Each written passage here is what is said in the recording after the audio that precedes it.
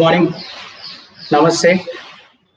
Welcome back to our 30 days wellness workshop. I'm Sujeet Pawar. I'm an Ashtanga Yoga practitioner. And as just to give you the recap from our last session, of course, my colleagues have been conducting a lot of workshops and it's been so much enlightening to watch those. Today, we will just have a recap of our last session. Last session, we discussed about Patanjali Yoga Sutras, the definition, the why and what of yoga. And hopefully now, today, we are going to take some asanas so that you stick to your vow of at least learning 21 postures by the time of International Yoga Day. It's been wonderful. There's a lot of positivity going on with the COVID cases going down, and hopefully we will get through this. The main objective of this workshop is to help people who have gone through the COVID pandemic, through the COVID virus, and the pre-COVID and precautions to be taken. So I'd like to encourage each and every one of you to at least try and encourage few of your associates, your friends, to try and start doing yoga. It doesn't need more space. It doesn't need many tools to try and start doing yoga. So getting back to what we had discussed last, we had talked about why and what of yoga, that how you have to fall back on the original text of yoga, the Bhagavad Gita and the Ashtanga Yoga, the most basic text of yoga. So, which is one of the philosophies, Indian philosophies, called the Shad Darshana. Shad Darshana means the 6 philosophies going in pairs. So one of those which we practice here is the Ashtanga Yoga, which is called the Sankhya Yoga. Sankhya is a philosophy which was again done in a sutra form by Sage Kapila, and then later on Ishwar Karika. And yoga, as I told you, was compiled by Maharshi Patanjali, the great sage who compiled 195 sutras along with a prayer. It's 196. So that's the reason it's so much appreciated by everyone. It's been done in the 3rd and 4th century, just to take a recap, and it's still relevant. I'll tell you, this is the most holistic approach. And it's been said, all different forms of yoga, what we see externally, all different forms of yoga are the stepping stone to go towards the Ashtanga Yoga. So friends, this is the reason that it gives you a very holistic approach. And as I said, I'll tell you the Ashtanga Yoga, the 8 limbs of Ashtanga Yoga, those are called Ashta, means 8. So those 8 limbs of Ashtanga Yoga are Yama, Niyama. Those are the principle and the moral codes that you have to follow 24/7. If your upbringing and as a person, you are really good, you can directly go start doing asana. But 24/7, first these moral codes and principles has to be taken care to get admitted to any kind of yoga school, a traditional yoga school. And then comes the asana. As I told you, Maharshi Patanjali said, Sthira Sukha Asana. Asana should be comfortable and very, very enjoyable as well. It should be stable and there should not be any pain. If there is any kind of pain, you have to stop there. So the third one comes the pranayama. Asana ke baad pranayama aata hai. Pranayama is, I told you, the stretching of the life force, the life energies. We came in this world with a deep inhalation. When we came out of our mother's womb, with a deep inhalation, we came in this world. And we will pass away going out of this world with a deep exhalation. So pranayama means the stretching of the life force. Then comes the pratyahara. Pratyahara is what you say, the withdrawal from unnecessary material things. So you have to withdraw yourself from the materialism. So that's the pratyahara. Then comes dharana, dhyana, and samadhi, which is concentration, focus, and then liberating yourself, which is called the nirvana. So friends, this is why I say this is the most holistic approach. The reason behind this, is the yamas and niyamas, where in yamas there are 5 yamas and 5 niyamas. What are those? 5 yamas are ahimsa, which is non-violence. Mahatma Gandhi taught us to be non-violent. And ahimsa has to be practiced. It's been practiced for thousands of years. And ahimsa is the first yama. Asteya is non-stealing. No stealing, not just about robbery or stealing of anyone's intellectual property rights as well. It includes everything. Satya. Satya is truthfulness. Standing your ground for satya means truth. And then comes aparigraha. Aparigraha is non-possessiveness, and brahmacharya. Brahmacharya means not in the sense that you have to be a brahmacharya to liberate yourself in this modern era. You can just transfer or channelize your energy for a noble cause. That's what the intention is now in Ashtanga Yoga, and it's been practiced by many of them. It was historically practiced by ascetic religious people more. Now the 5 niyamas. So the yamas take care of your social equation. They take care of your social equation. If you look into these 5 things, and then comes the niyama. Niyama takes care of your personal equation. Personal equation in the sense I say is because what are the 5 niyamas? In short, I'll tell you before we start our today's session. I hope everyone is ready with their yoga mat and they are charged up to start. I'm encouraging those who never tried yoga. So I'm going to take few basic asanas. Before we start, what are the 5 niyamas? Please stick to these yamas and niyamas if you are taking to the practice of yoga. Okay? And why I say is because you will get the effects right away, very positive outcomes out of yoga.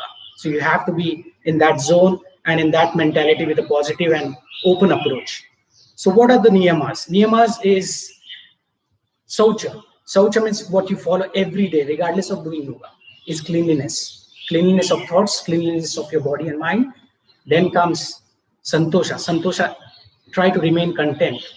Of course, this pandemic has taught us many things, how life is fragile. Friends, you don't have to take environment for granted. You have to respect each and every living being, each and everything on this planet, and take care of your environment. So you live your life fully. Everything is interconnected. So you have to be balanced. Like, it's you don't have to destroy anything. This is the time where the best of the best countries couldn't deal with this initially. Now, then comes the third, without going into detail, the third niyama. The third niyama is swadhyaya, study of self, or as the scriptures say, there is another meaning, study of those scriptures. Swa adhyaya. Adhyaya is the chapter, your own chapter, your life's own chapter. When you meditate, what do the meditators, the great yogis, the gurus teach us? Is to look yourself inside. Go inside, withdraw from the material world. Try and get out of that cubicle, go into the nature. So what I say is, going inwards means you close your eyes, you go inwards. It's so easy while doing the meditation. And then you start asking the question, why do the gurus say, ask the question, who am I? What am I here for? Try and find out that purpose. And just leave it there. You don't have to get the answers. You just go in that subconscious or conscious realm, and then answers keep coming. So that's the affirmation kind of meditation which we do every morning. And then comes Ishwar Pranidhana. This is the only niyama word which has come in the entire 196 sutras, which was argued that there is some kind of theism in this. Theism means, as you know, Ashtanga Yoga is a theistic philosophy. So atheistic philosophy, which is there is no religion, caste taken into consideration. Everyone is welcome to that. So there is no this thing. Everyone can practice this.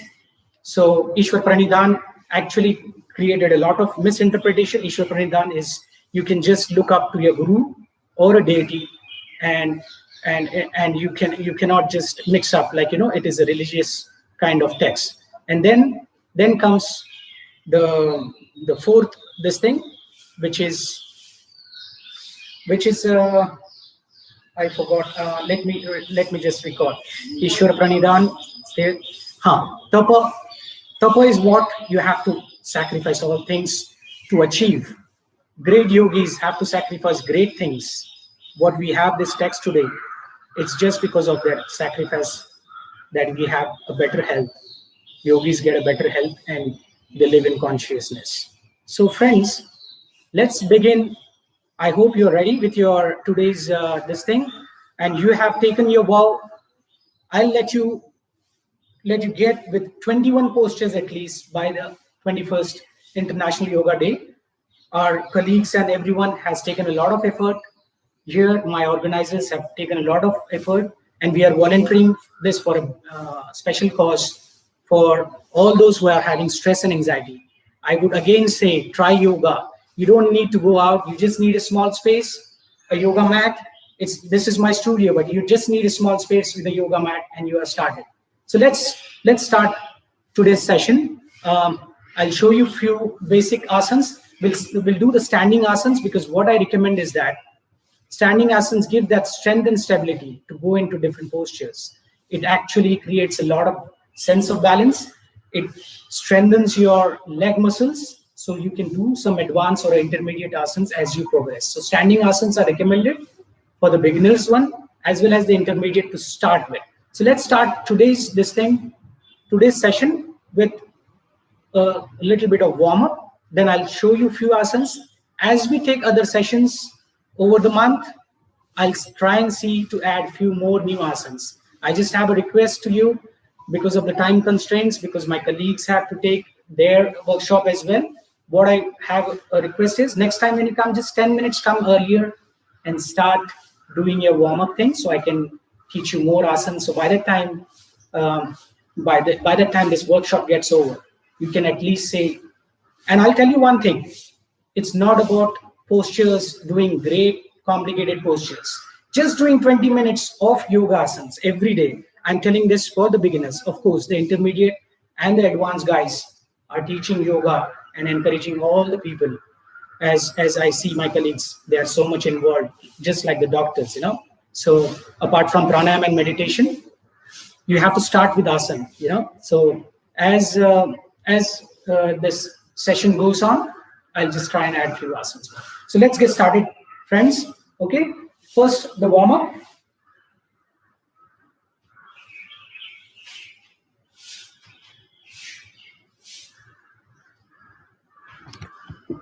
I hope you can see me.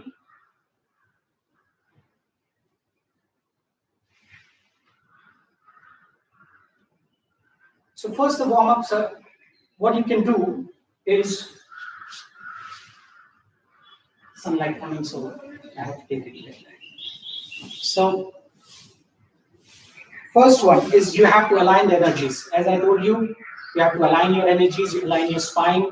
So what you have to do is just join both the feet. It can be also called as Urdhva Astasana, which is the first asana to align your energies.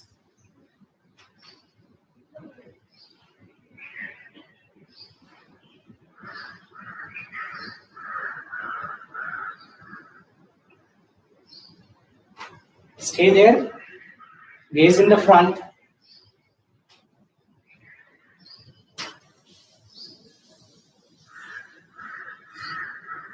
Slowly come down. So this is the most basic asanas to just align your energies and your spine. And Urdhva Hastasana is like, you can just, this is like in Surya Namaskar, this is the second posture. It is integrated into Surya Namaskar as well, the Surya.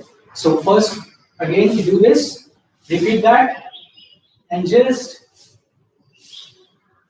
look up, straight. Your pelvic should not be protruding out, neither should it be pushing back.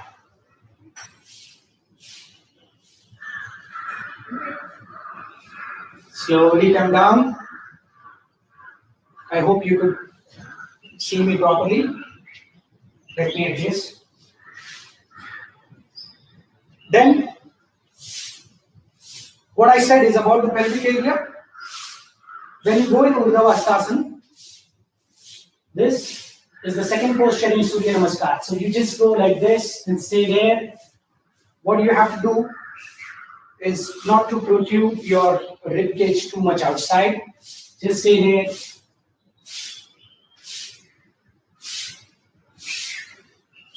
And look up. If the contraindications, people who should avoid this is whoever has a neck pain, no need to look up.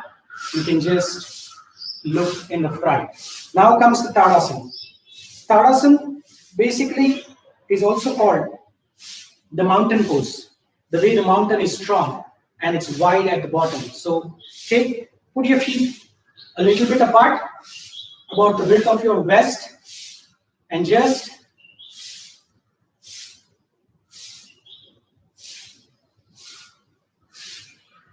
first move your feet up, the thumbs, the fingers of your feet. Just move it up. Just on those balls, the pinky finger and the big toe. Just move your fingers up. Lift your fingers up before you go in Tadasana. This is for the beginners to start with. They should avoid going right away. If you have any problems with the knee, right away on the toes. Okay, in Tadasana, you can just be like this, straight, gaze in the front, shoulders opened up. Okay, and then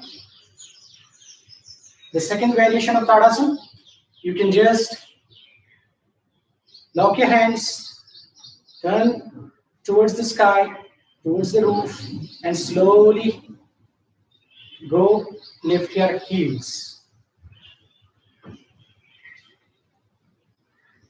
So you can see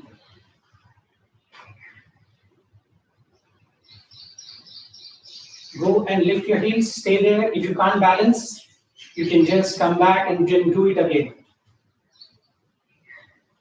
People who have shoulder injury, they should avoid this.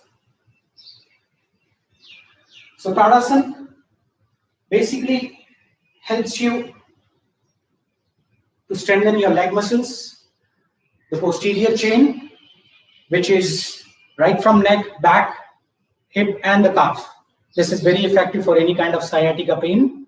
This also strengthens your shoulder. Shoulders are a very important part while doing any kind of advanced asana. So you need to strengthen your shoulders. Okay, so after Tadasana, I'll let you know.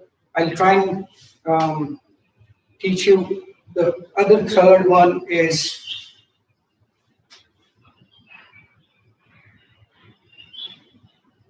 you can just do the side bending after this as a warm-up. Side bending, the swaying palm tree pose. So what you have to do, you can either just after Tadasana do right away this, and then what you have to do, people with high blood pressure should avoid this.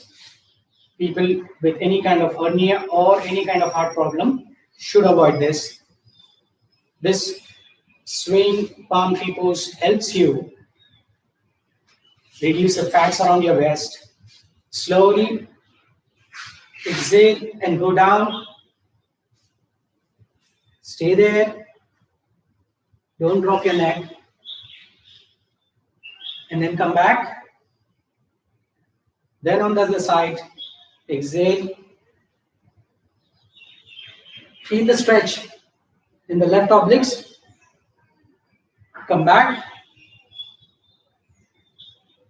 And relax. There's other way to do this. Join both your feet. Hold it. Anyone having any kind of hip injury should avoid this. Come back. So you can just hold your wrist and just do that side bending. So this is a very good warm-up asana. After that, you just have to repeat 1 or 2 times and then get started with other asana.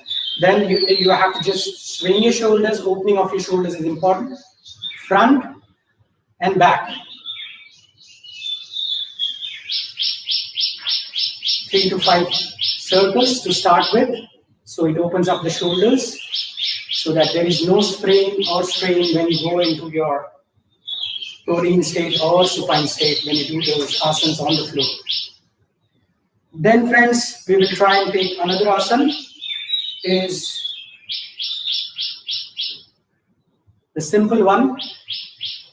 People who have any kind of shoulder injury should avoid this, but this is a very general kind of asana. Take your feet about the width of your waist. Take your hand right in front. You can either put like this, pointed, or this way. Kati Chakrasana. Very effective for reducing the fats, reducing your weight, specifically reducing your fats around the waist. Very effective for your shoulders. What you have to do is just stay there, come back, and then the other side, come back. As I told you, you can just do it this way also.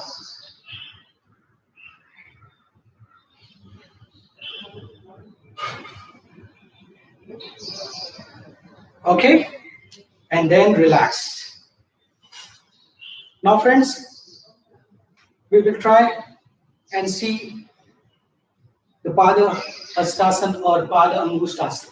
Means just holding the big toe or just trying and touching the floor. The Uttanasana is like trying to get your palms on the floor, but for the beginners, you can just do the Pada Angustasana or just Pada Hastasana. Just try and call.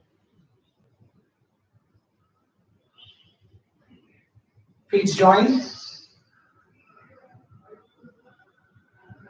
This is an exercise. One who has any kind of abdominal problem or gone through any kind of surgery, they should avoid this asana. And basically any kind of hamstring or a hip injury, they should also avoid. Ladies who are pregnant, they should avoid this asana. There are different asanas for them, but this asana should be avoided by the crowd and the pregnant ladies as well. So now what we will do is just join. Very effective for your hamstring, your internal organs. And the technique is when you go down, just try and create some space in the abdomen. So exhale when you go down, you create more space and your stretch is a little more. For the beginners, they can just go and just hold on under your knee here, okay? So that will do the trick to get started. For others, just join. Exhale, go down, hold the big toe, feel the stretch. You have to be there about 4 or 5 breaths down, hold there.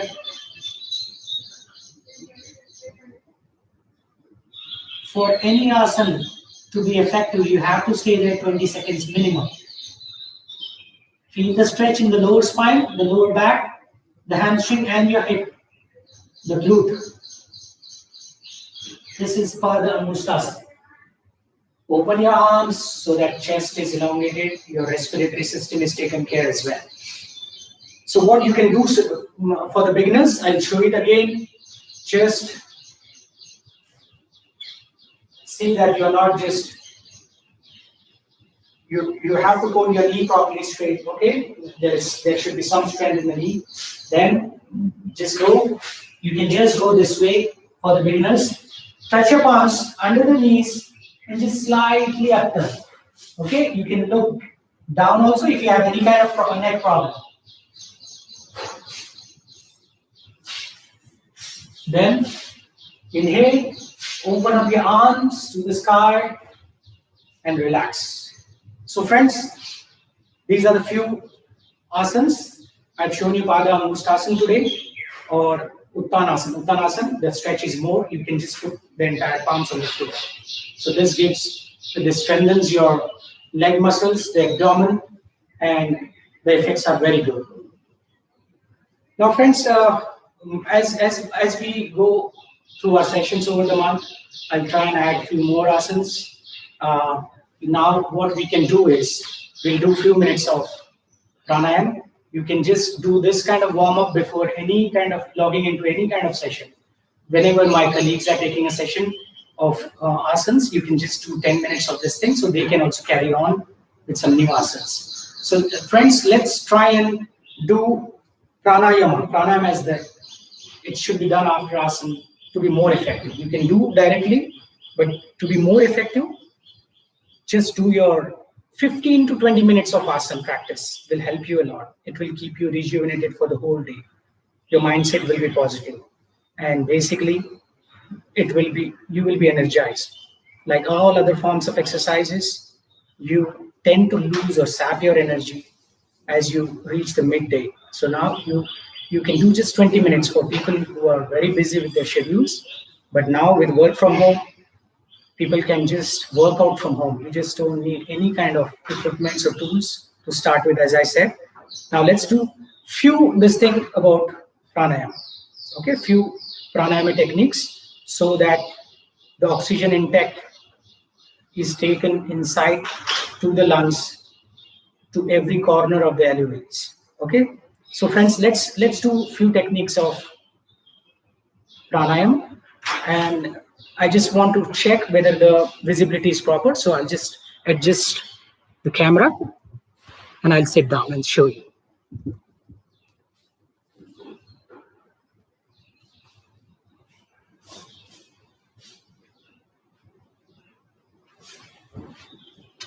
Sit in any meditative pose. Sit tall, spine remain straight.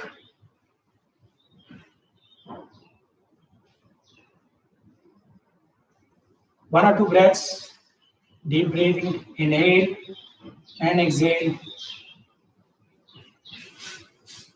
Take few minutes of normal breathing as you have done your asanas. Usually you do shavasana and then start, but now we will just start. As I told you about thoracic breathing, hopefully everyone is doing that to start any kind of pranayama. First, now today, we will do the Brahmi. The Brahmi, as I told you, is for increasing the nitric oxide within your system. It works as a vasodilator, removing any clogs in your vascular channels. So nitric oxide is a compound which actually is made by different body cells. And this helps to clear all the arteries or clogs. So let's do that first. Brahmi Pranayama, you can just, when you exhale, you have to just say Om through your nose. First put your finger, the small finger under your lip, the ring finger under your nose, and then your thumb, the first finger, the index finger should be just at the corner of your eye, not to press your cornea, and then close your ears with the thumbs. And you can just keep doing pressing your thumb and releasing, pressing your thumb and releasing as per your comfort. So you have to make that humming bee sound. Inhale.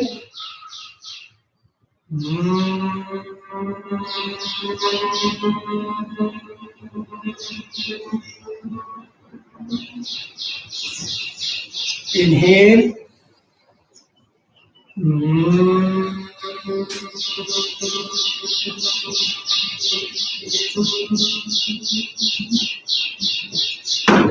One more time. Inhale.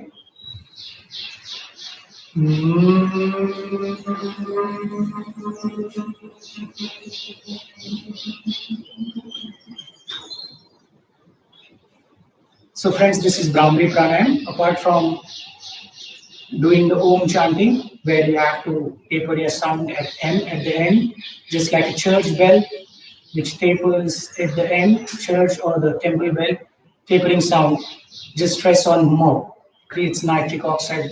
It is such a wonderful pranayama technique. I'm just showing this because we are focused more, we volunteers are focused more on people who have gone through the COVID and they have to again come back in good health with strong lungs. Now the second type of pranayama I would like to teach today is the Kapalbhati. What is Kapal? In Sanskrit, it says skull or the Kapal, the forehead. So Bhati means shining. You do this practice, you will have a shining forehead and the face. So just sit tall, spine erect. Now just watch, friends, what you have to do, the best technique. It will be difficult for the beginners because the focus, they do it in the chest area, thinking they have to expand the chest out. Just forget about your chest and everything. What you have to do, friends, is just tuck your navel towards the spine and just focus on your exhale. Inhalation happens automatically. So don't worry about inhalation. In your own rhythm, don't rush into it. Rushing into it has different repercussions. So don't rush into it. Anyone having high blood pressure, I advise you consult your doctor or physician before taking any kind of pranayama practice. So any kind of heart problem, they should avoid because there's a little jerk when you tuck your navel inside. Navel is the Manipura chakra, where there is Manipura chakra. Just below 3/4 inch under the navel, there is Manipura chakra. That's where all your energies go. It's like a maintenance thing. So what you can do is tuck your navel inside. That's inhalation. Don't worry about it. Okay? Just stand. Just hold. Sit properly. Just slowly, gently hold your knees. This is for the beginners. Rest of them can do just, once you get the strength, you can do normally. You just have to tuck here. Don't move this too much. Don't focus on this. Focus on your navel. You can close your eyes and just concentrate on the navel. I'll show you. Hold it.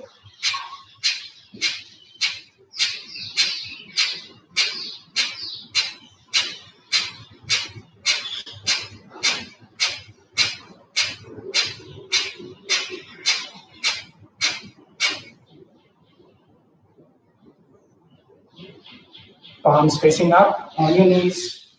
Eyes remain closed. Observe the subtleness of your breath.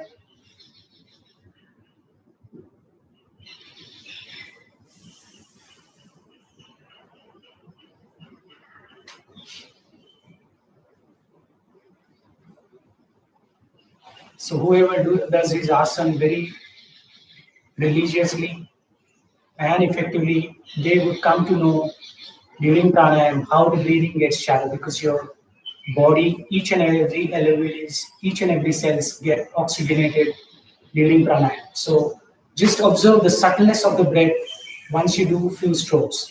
Now again hold. We will do one more time. Eyes remain closed for the beginners to concentrate and focus at the navel region.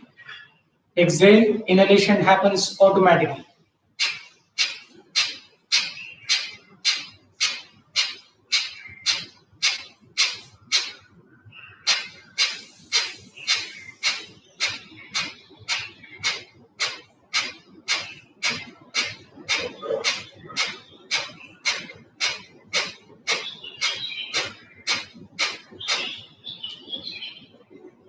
Palms, eyes remain closed, palms on the knees, facing upwards. Observe the subtleness of the breath.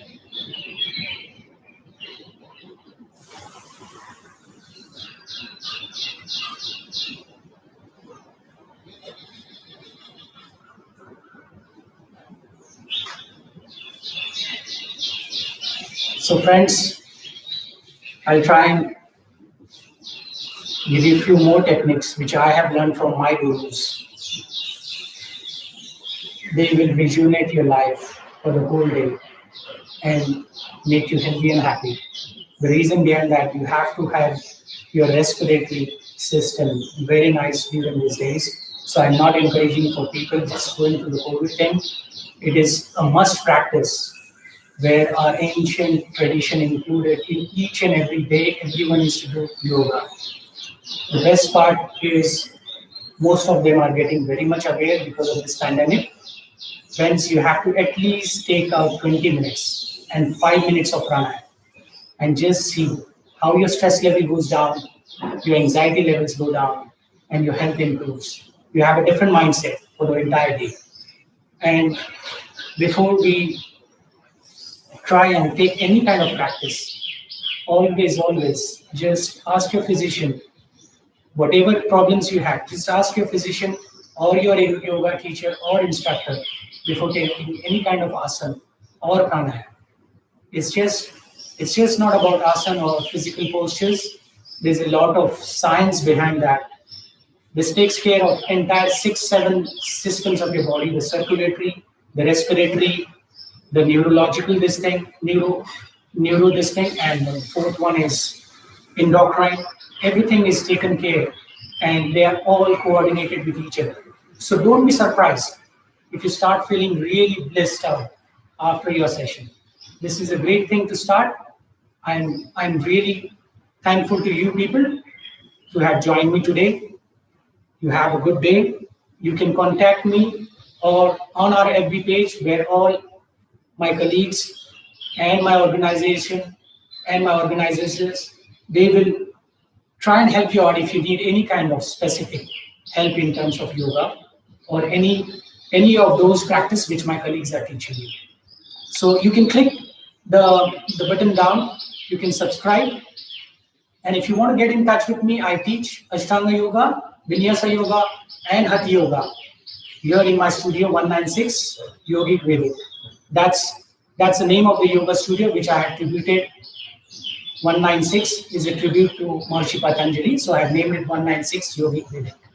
You can just get in touch on my FB page or on my organizing's FB page if you need any kind of personal advice or any kind of personal teachings in this. I am available here in Pune. You can walk in my studio anytime. The doors are open for you. Take care. Have a good day. Thank you. Namaste.